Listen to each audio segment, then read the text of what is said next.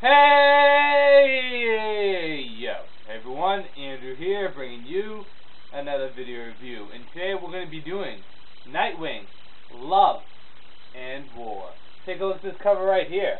Now, Love and War is the first story arc that has Marv Wolfman joining onto the Nightwing team. And if you don't know who Marv Wolfman is, then you got to get out more. See, Marv Wolfman is a fantastic writer who's well known for works such as The Crisis of Infinite Earth and The New Teen Titans, working alongside with George Perez, who is a fantastic artist and a very good writer in his own right, too. Now, Marv Wolfman is also, along with George Perez, the man who created the Nightwing persona for Dick Grayson. So it's kind of interesting that he's joining the Nightwing team now.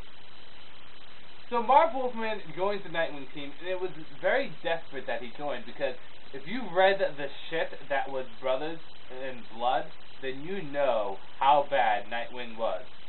Nightwing was fantastic with Chuck Dixon, held on, but after the Infinite Crisis kind of went downhill. The reasons for this is because, well, Dick Grayson was supposed to die during the Infinite Crisis. However, last minute it was changed, and because of that, the comic suffered a bit. Marv Wolfman was brought in to kind of clean things up. Now, the two main stories of this is the first one deals with a individual called the Raptor. Now, the Raptor is this guy with wings, and here's a picture of him right here. He's got wings and this red suit, and he shoots napalms out of his hands. He's a pretty badass, and he's going around killing these scientists. And Nightwing's trying to stop him. However, the Raptor has claimed that he's not killing these scientists, that he is someone else that's doing it. Nightwing stumbles across some truth to this, and he looks into it more, and he finds something deeper to this whole mystery. That there's more than just on the surface. And we also have a interesting bad guy show up too.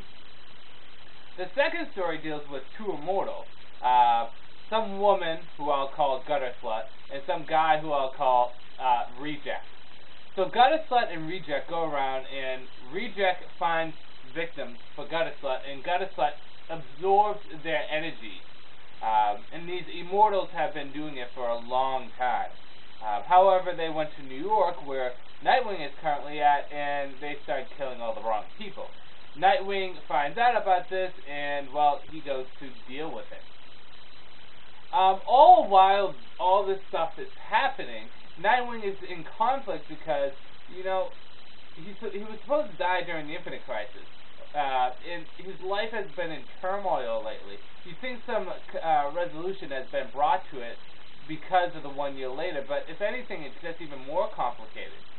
So Nightwing has been having trouble trying to find himself right now, which Marv Wolfman does a good job in writing.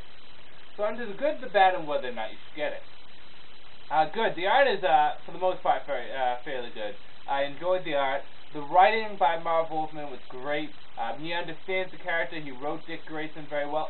Very few people can write Dick Grayson very well with Dick Grayson alone, not in a team or something, because Dick Grayson works best when he's with people rather than alone. But Marv Wolfman really knows how to write Dick Grayson alone. So he does a good job with Dick Grayson.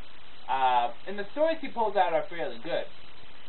They may not be spectacular and epic, but they are entertaining. Downsides.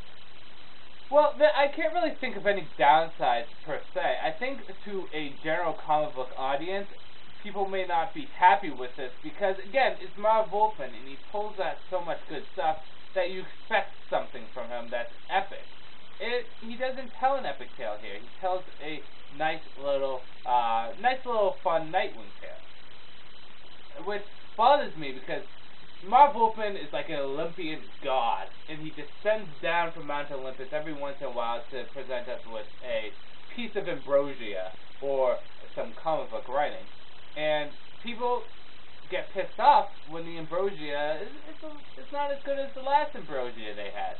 I think a lot of people did not like this book because it wasn't as good as some of his run on the Titans, or wasn't as good as The Crisis of Infinite Earth, or wasn't as good as any of Marv Wolfman's other work. But that doesn't mean it's necessarily bad. It's still fun. It's still enjoyable. I mean, to Nightwing fans, I recommend picking it up.